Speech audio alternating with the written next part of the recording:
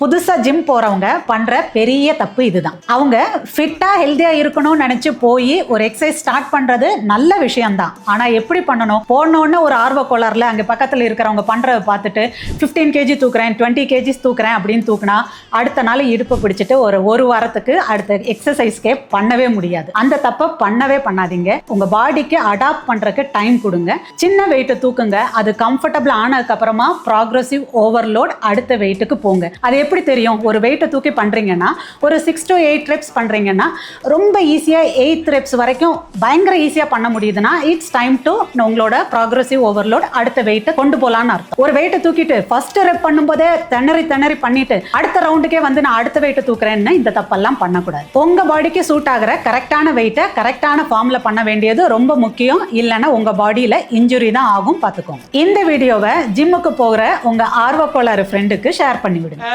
இது நல்லா இருக்கு.